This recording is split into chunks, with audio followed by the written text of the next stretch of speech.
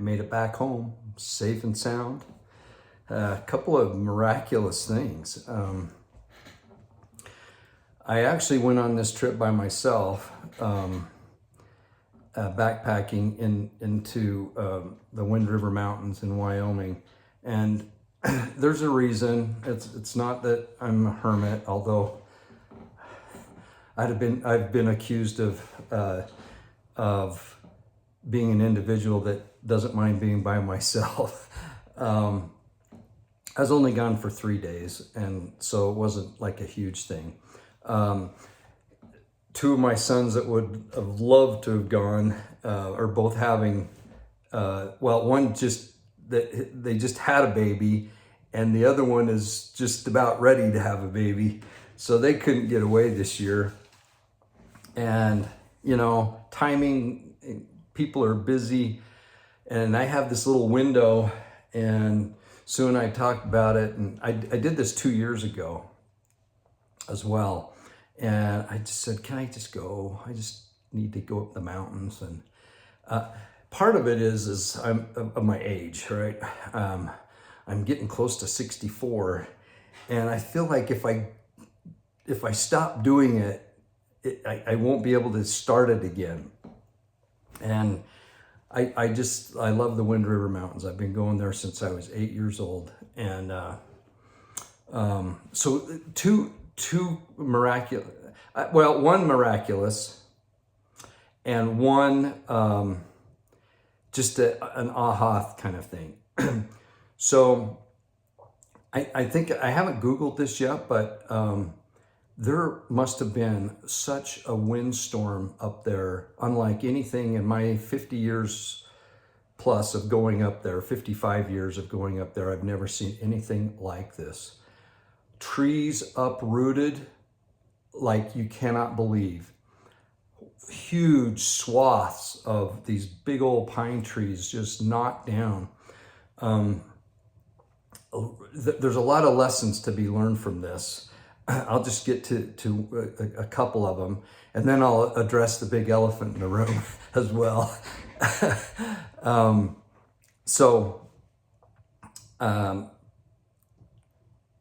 I went into the big sandy opening. A couple of you have already commented. You went there. You know what I'm talking about. They've cleared the trail at the beginning. I was just going to go up to Donald Lake, which is up from Dad's Lake. And it's kind of the backside of the Cirque of the Towers. You can get up to the Cirque from Donald Lake, which I've done several times.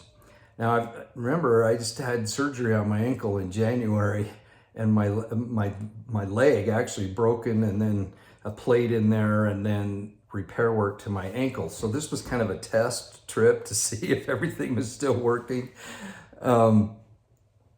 Anyway, the trail that takes off to go up to Donald Lake, I'm telling you, it was so bad. And I really got in a bad place. There were so many downed trees, and I was carrying, taking my pack off, lifting it over a log and doing all that. I cut my legs up. I lost my glasses.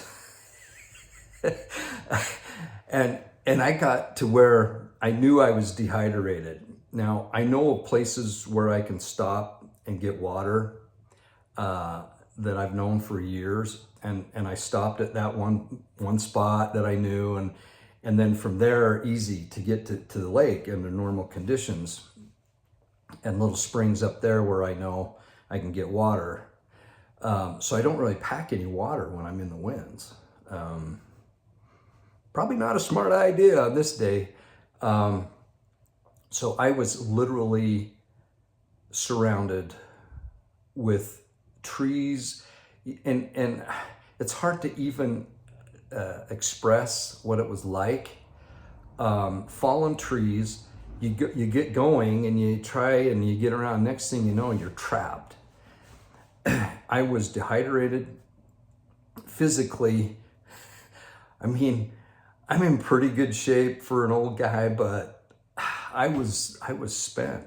And I just prayed and prayed to Heavenly Father to just help me find some water. That's all I wanted was water. And then after that, I could figure, maybe he could help me on something else. But right then, I just needed water. You ever find yourself when things get a little intense, the focus narrows down to just please help me with just this one thing. That's where I was at. I was a little panicky, I'm not gonna lie. I knew where I was, but I didn't know how to get out of there. So after praying fervently, I looked down a little bit and I saw just a little, I wouldn't even say a clearing, but I could see some grass, instead of just pine boughs everywhere. So I went towards that grass, and in that grass was this big rock, and underneath the rock was this nice spring of water. And I just immediately, before I even drank, I thanked Heavenly Father for providing that water for me. And so I drank, and I drank, and I drank, and I drank. And I choked down half of a Snickers bar. I just did not feel like eating, but I knew I needed some energy. From that little spring, it wasn't easy, but I was able to negotiate to where I got to this big meadow that then goes to the lake, and I knew I'd be okay once I reached that meadow. There's no trees. But I was so physically spent. My legs were cut up, some bruises, and like I say, I lost my glasses. It's just like, gosh. But otherwise, life was really good. Life was good. So I had a great time. I caught a really nice big fish. Fishing wasn't great, but I did catch one big fish. It was too big to eat. So the fish were either this big or this big, and nothing pan-sized, which I was hoping to cook just a few fish to eat, but that was okay. I had some Mountain House backpacking food, and I was fine that way. The stars were spectacular. The creation of God was amazing. So had a great night that night. Slept out. Had a little one-man tent, and I was pretty self-sufficient as far as that goes. Have my little jet boil. Highly recommend jet boil for backpacking, and maybe just for emergency purposes. They're just amazing little devices that heat water just like that. It's really awesome. Oatmeal for breakfast, and just like some trail mix and some jerky for lunch. That's basically what I had for food. A little bit of fishing gear, not much. A little collapsible chair. I can't remember what they're called. Dang it. Highly recommend these little chairs. Wish I could remember the name of them if I think about it. Lightweight. But a chair is so nice, especially for us old guys, to just not have to sit on the ground or sit on a rock, have a nice chair. So anyway, I did have my scriptures on my phone, but I took my Kindle. I think I might have mentioned this. Maybe I didn't. I took my Kindle. I got a brand new Kindle, small, really cool.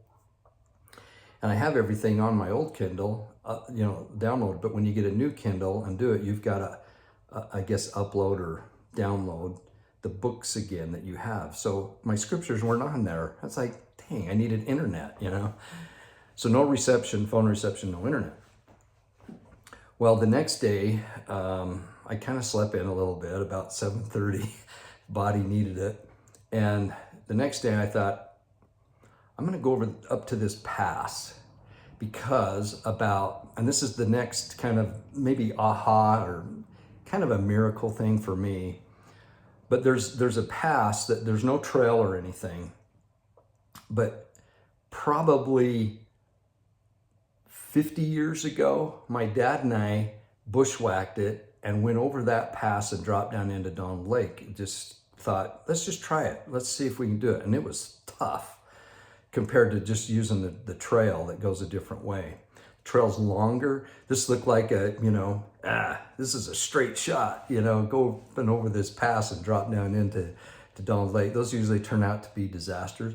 And when we did it, it was difficult, and we never did it again because it was so much harder than just using the regular trail.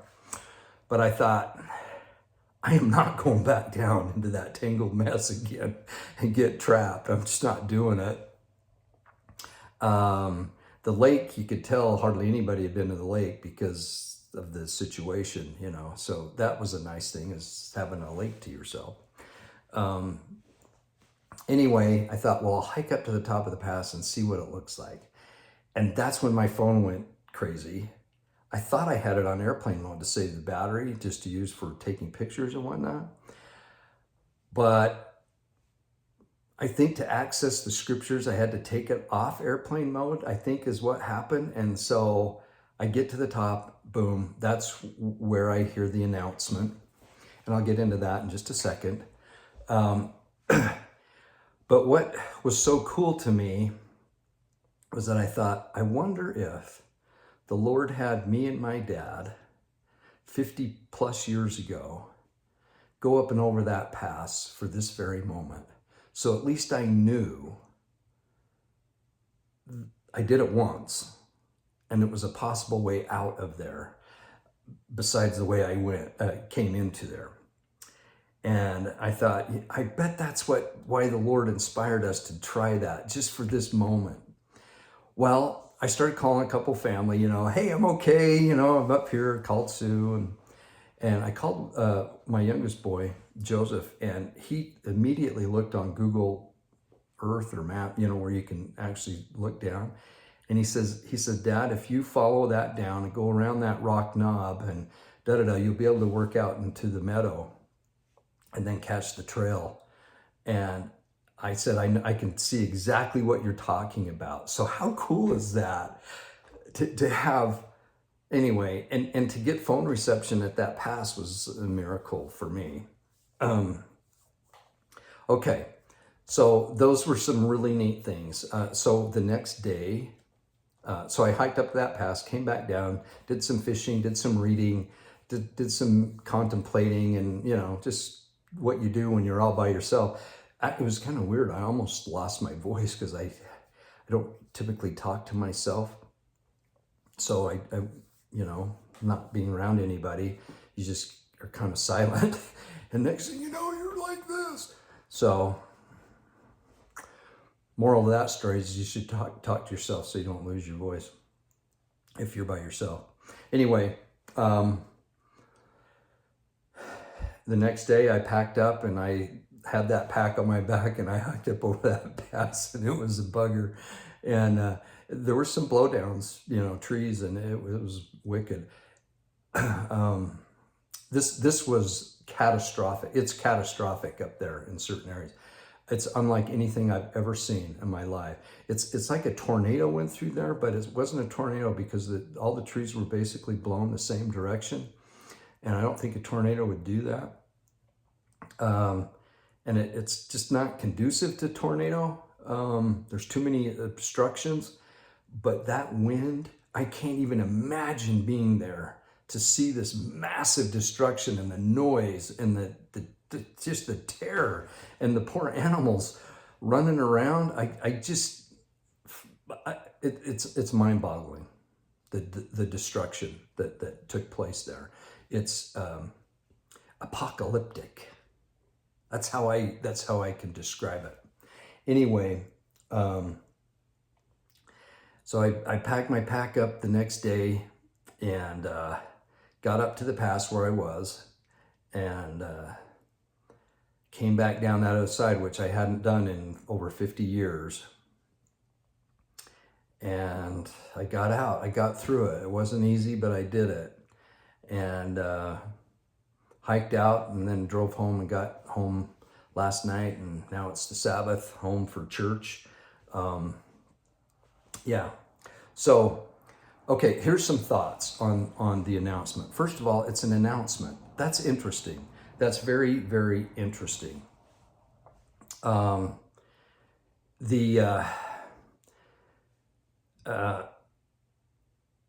encouragement or urging to both mask and get the vaccine is an interesting thing from the first presidency. One of the commenters, I can't think of his name right now. Anyway, he had a friend who called down to the church, 240-1000. You can call, and there's a specific guy that's fielding the questions on this. And there's an administrative side to the church and an spiritual side.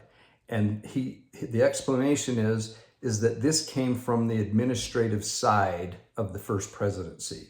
That's why it's an announcement. It's not from the pulpit conference. It's not thus saith the Lord. It's not that, but it is an announcement. And I think that explains why there's no mention of after much prayer and fasting and revelation from the Lord, we're giving this directive. That's why that was not there, because this is an administrative side. So this is an announcement from the corporation. They're the presidency of the corporation of the Church of Jesus Christ of Latter-day Saints. So this is a corporate memo, if you will, or announcement. Okay, so we would think of it kind of like an announcement that you would hear before the meeting starts at church. Not supposed to have too many of those, right? But if you do, there's an announcement. We have this, we have that, we have this. Okay. Now,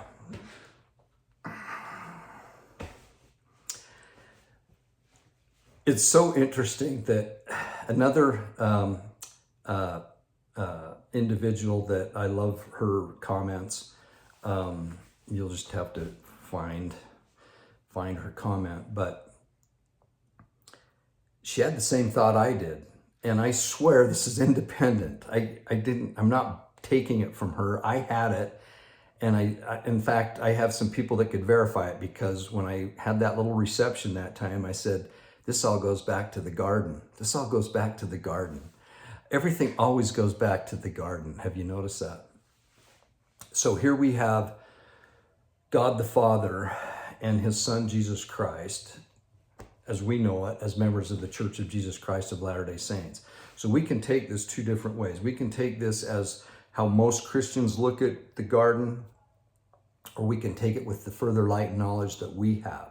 So here we have God the Father saying to Adam and Eve, you can partake of everything here. It's all for you, except don't partake of the fruit of the tree of knowledge of good and evil. Don't do it. And yet, he told them to multiply and replenish the earth. Now, virtually all of Christianity says that Adam and Eve blew it and messed up big time. And particularly Eve, because she was the first to partake of the fruit. So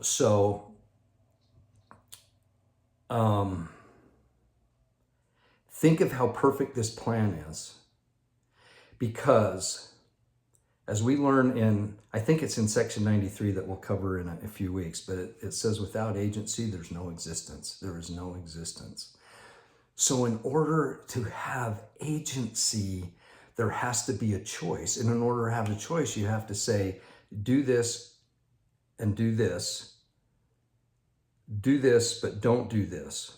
But in order to do this, you have to do this. Because then there's a choice. There's a choice. Okay? So we have to look at things in a bigger perspective than just, this was an announcement and this is what I have to do.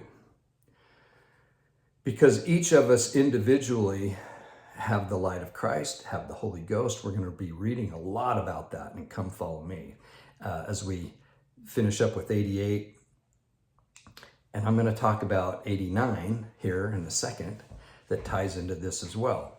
So I'm not diminishing the words of the presidency in their announcement.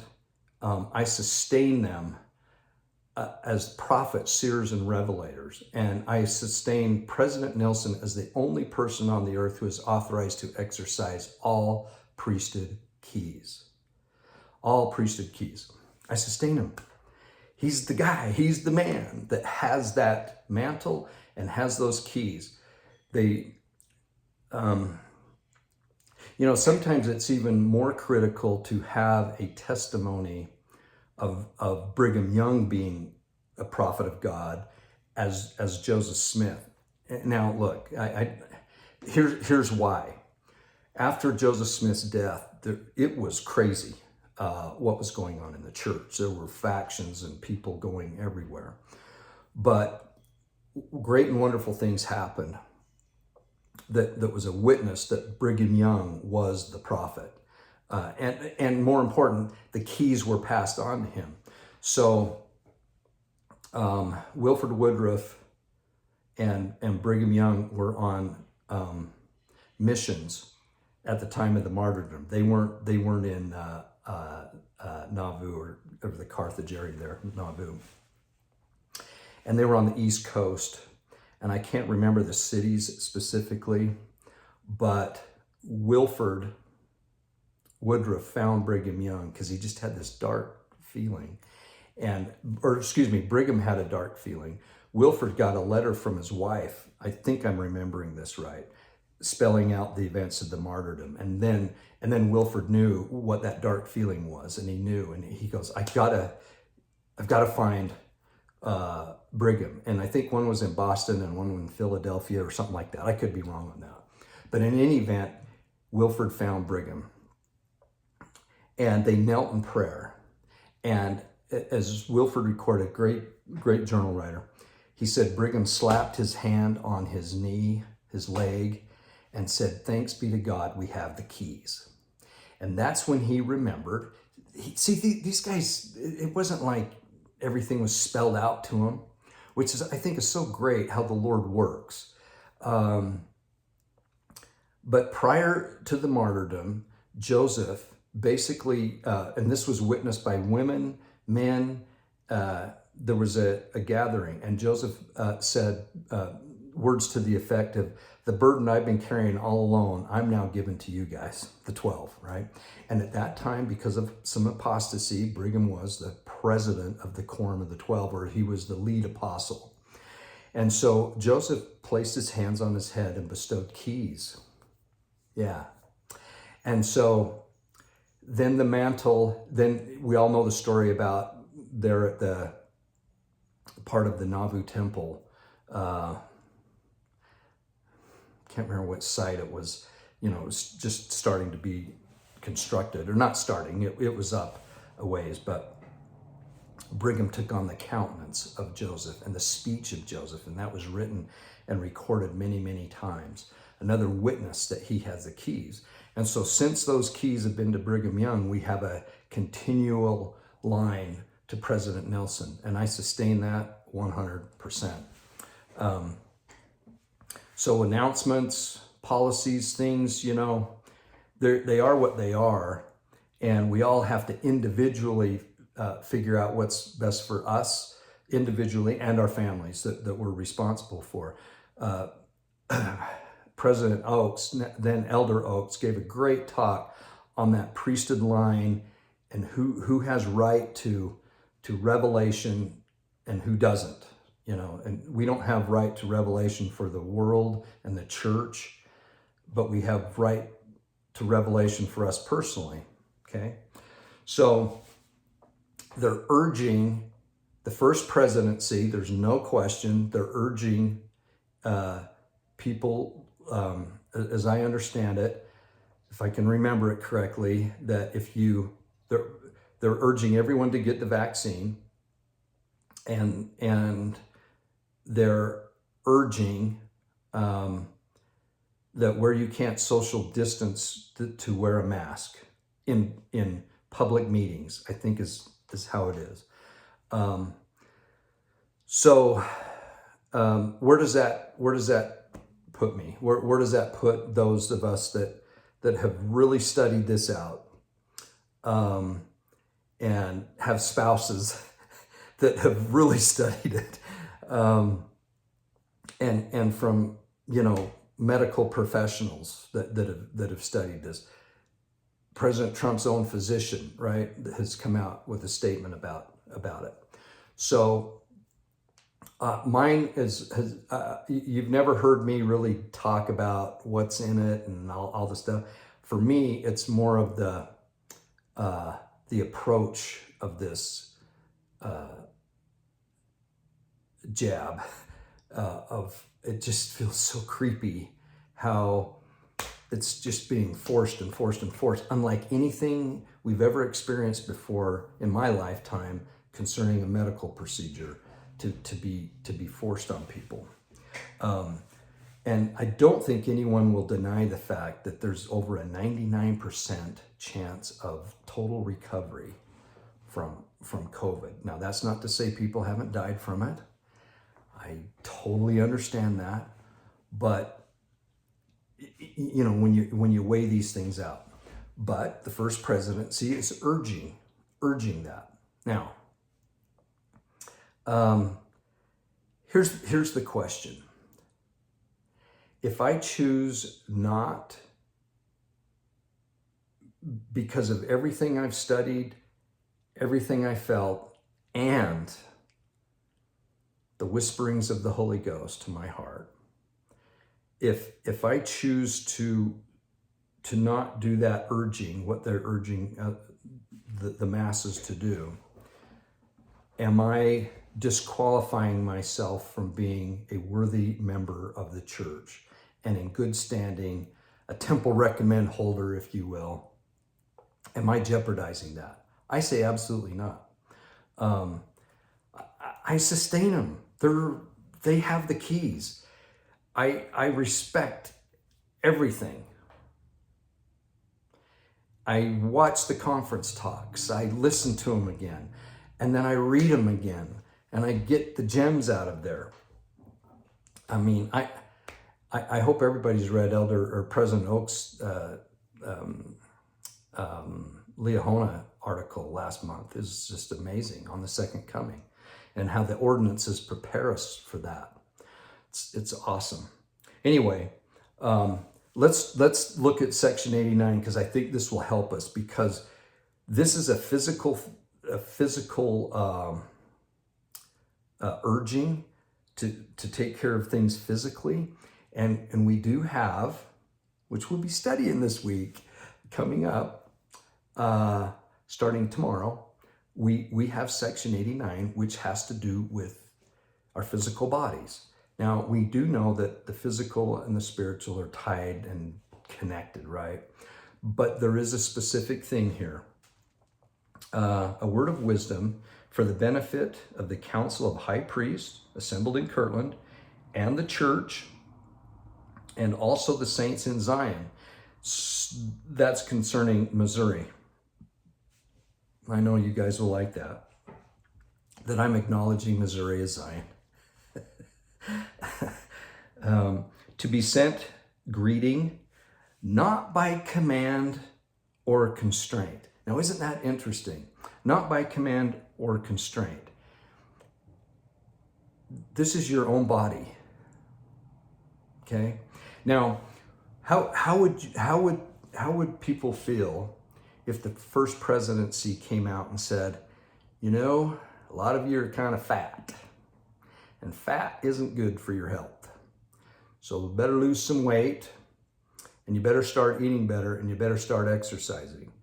And that might be a good way to combat the virus. Now, this is just a suggestion. We're urging you to trim down, exercise, and eat right.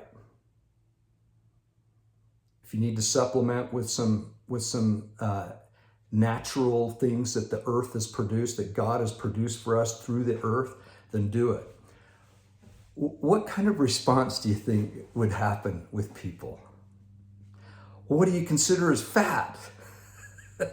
I love it where guys, we can be, kind of hefty, and we look in the mirror going, dang, I still got it. And then a woman's like 5 pounds heavier than she wants to be, and she goes, oh, look how fat I am. Guys are, it's so funny how we are, but we very seldom will talk about weight. I remember having a very large sister sitting in front of me for a Temple Recommend interview, and do you love the word of wisdom? And she was huge, and she said, oh yeah, I do. I was like, okay, so they haven't come out with that. That's not an urging. I'm not saying they have or they should, but I do think we've been counseled. We can find some talks, and we can go to the Doctrine and Covenants 89. That's actually scripture, right? It's not an announcement, it's scripture. But it's not by commandment or constraint. So when it comes to our bodies, things aren't by command or constraint. I love that. And I think the jab should fit in that. Let's keep going. But by revelation and the word of wisdom showing forth the order and will of God. So it's a big deal. It's the order and will of God, but not by commandment or constraint. People need to decide on their own. In the temporal salvation, so there's where we get the physical or temporal salvation of all saints in the last days, given for a principle with promise, adapted to the capacity of the weak and the weakest of all saints. This is really interesting. I think it was Follow Him, the podcast Follow Him. Their guest scholar said this had to do with young people, not weak. Now look, the opposite of weak is strength. They're strong. So this is for those that aren't strong, maybe haven't learned and studied and done everything, so they just need somebody to tell them what to do. That's my opinion. It's someone who's not in touch with everything that's going on and might need somebody to just say, this is what you should do. and you know what? In those cases, maybe the jab is a good thing for you. Just to have somebody say, just having been in some leadership capacities in my time,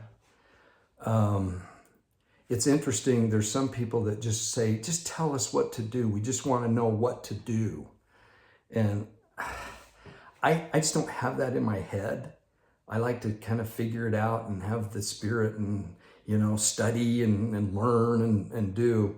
And then when I hear it from the pulpit or hear something, it's a confirmation like, yeah, okay, I'm on the right track here, right? But I don't like to just sit there and go, well, I'll just wait until they tell me what to do. It's just not my nature. And so that's why I say the things I say. And that's why I give opinions. Guys, some of the attacks on here are just amazing. I've got people saying that I'm leading, all these people astray and going against the church, and I can't answer the temple recommend questions now. And like, seriously, are you that happy that you can get rid of me? Is this what we've come to, where we'll accept everybody else in the church, but guys like you, forget it. We want you out. That's what I feel like sometimes. Like, hey, I have a place in this gospel too. I have an opinion, and I've studied, but the Doctrine and Covenants section 89 is for the weak and the weakest of all saints who or can be called saints. this is where I think this announcement falls into. I'm just going to say it. That's my opinion. It's just my opinion.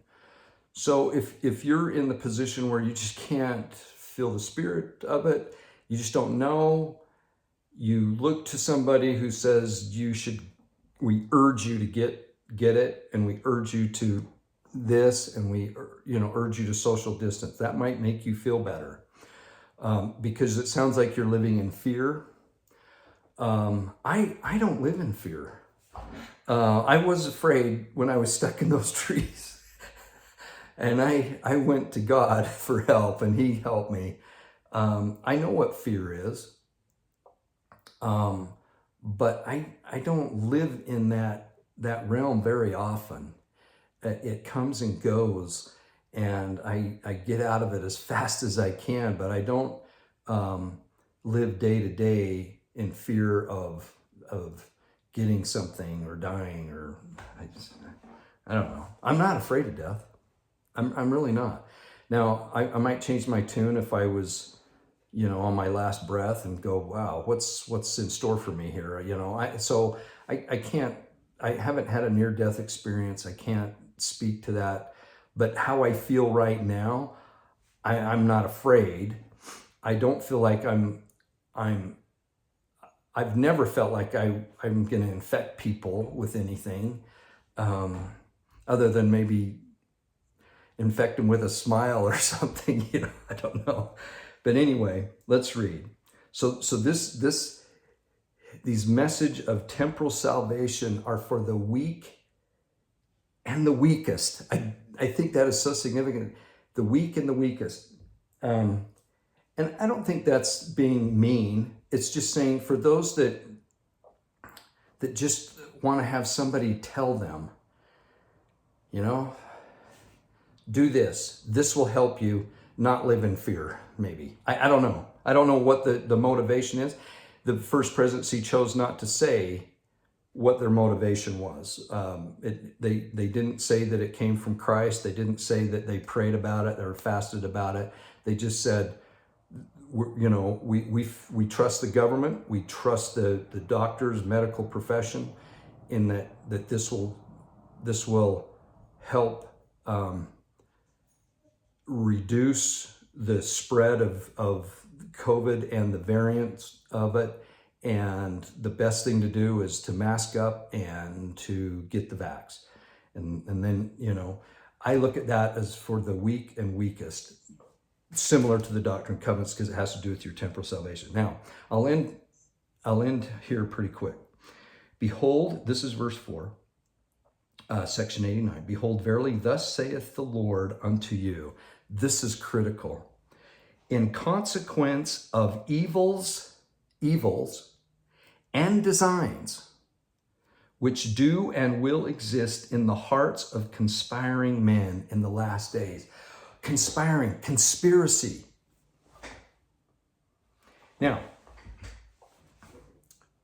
would people that have studied and have looked at things and don't want to have something put into their body that hasn't been tested yet, do you think those are conspiring individuals that just don't want to have it? Okay with you getting it if that's what you want. I don't care if you get jabbed 3 times a week. If that's what you feel you need, go for it. But where's the conspiracy coming from in the last days? The evil designs which do and will exist in the hearts of conspiring men in the last days. This is where I struggle with a lot of this, is the compulsion to get it and the shaming to get it. I don't know very many people that don't want to get the jab that criticize people that do. I'm sure there are. They might try to warn them and this and that, but ultimately they would never say, you're not allowed to get it. So what side would have the more of a chance of being conspiring. Those that don't want it, or those that are demanding that you get it. Now, the church isn't demanding it, so I don't put the church in that category. The first presidency is urging those that are, in my opinion, the weak and the weakest to get it. It might give you some peace of mind. And you know what? The effects of it, who knows? Who knows? None of us know. None of us know what the effects will be. But I try to eat right. I try to exercise. I try to keep my weight down and live a good life, put a smile on my face and go out. And I love the gospel of Jesus Christ. I will tell you, I would have a hesitancy to invite people to come to church where everybody is social distance and masks. That just doesn't feel right. So I'm still trying to process all that. I don't know, we'll see what happens here. I think every congregation is different. Every church leader on a local level is different. I've heard of segregation happening already, where if you're unvaccinated, you're invited to go to the sacrament meeting in the Relief Society room, and you can view it. And so I kind of joked. I don't know if any of you had to read The Scarlet Letter in high school. I shouldn't say had to. It's a great book, but is it Nathaniel Hawthorne? I can't remember. Anyway, wearing the letter A for being an adulterer. I thought, well, I could get a nice vest or a sweater thing to wear underneath my suit coat that had the scarlet V or UV, unvaccinated, so that I could be segregated. Oh, it's not funny. Anyway, I'm still really pumped about this time period. I just think these things, it's just like this, what happened in the Wind River Mountains. It's just everything is a sign to me that things are changing. There was another huge earthquake, Haiti. They're really into voodoo there. There's a lot of weird things that go on in Haiti. I'm saying the earth can react to this crazy stuff. We have fires, we have pestilence.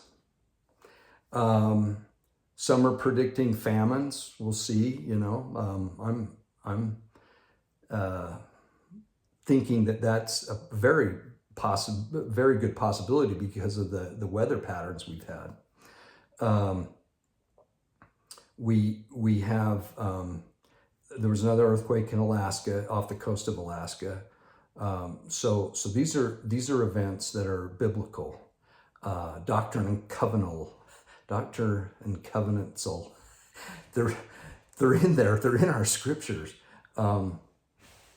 I studied the Book of Mormon while I was up there in the mountains, and I'm in Helaman, and guys, there's so many parallels to Helaman, the Book of Helaman, to our day. It's and I know many of you pointed it out too. We read, you read, and we do it together. To those of you that just can't stand me and can't stand how I feel about the jab and the mask and all that, I'm going to let your comments just go and be up there. I've made a few comments back, and I was in a confrontational frame of mind when I did it, and it was later last night, and I was still kind of wired. I don't know how you guys are, but after I've done something, I think there's a bit of an adrenaline in your body, and it takes a while for it to leave. And I kind of had some of that in me yesterday. And so I said some stupid things, not like bad, but but I deleted my comments but left yours up. If you want to delete yours in response to mine, I totally get that. But I'll leave those up. I was just like going, you want me out of the church, kind of thing. Look, we're all brothers and sisters, and we're going to look out for each other. And those of you that want to get it, I don't really care. I would never look at somebody that comes to church with the mask on and go, what are they doing here with the mask? If that's what you want, I don't care. If you come in blue jeans, if you came in a tank top, fine with me. I don't care. Just come to church, right? It doesn't matter to me. Come and worship. Come to the table that he has placed for you. That's a song by Michael Card. Oh, it is so good. We come to worship, and I hope we don't sit there and go, I wonder, look how far away they're sitting. Ooh, they're not, We can't do that. We can't do that. The other thing is and I'm guilty of this. What we do quite often is we pick and choose the things that we'll follow the prophet. If it's something we really like, yeah, right on, I'm glad. And then if it's something we're like, we go, oh, well, and we all do that. So for some reason, we have church in 25 minutes. Thank you. For some reason,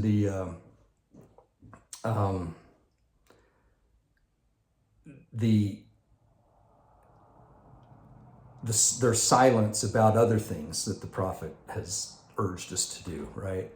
And nobody even brings it up. It's like it never existed. But this one's a hot button. We're all gonna be fine. We're just gonna keep looking for the signs, watching.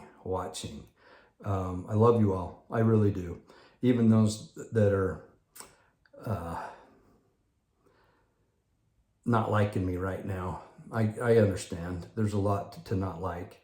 But I can't deny what's in here. And so I have a love for my fellow human beings. I do. And I'm not going to get into a bitter dispute over this. I'm just gonna do what the Spirit dictates. I'm not gonna go against the brethren. I sustain them as prophets, seers, and revelators, all 15 men. I'm staying in the good ship Zion and floating through this crazy time period. I hope some of this has helped. There'll be more coming. We'll talk more about it. But for now, Sue just told me church is going to be in about 25 minutes, so I got to get ready. Love you all. Talk to you soon. Bye.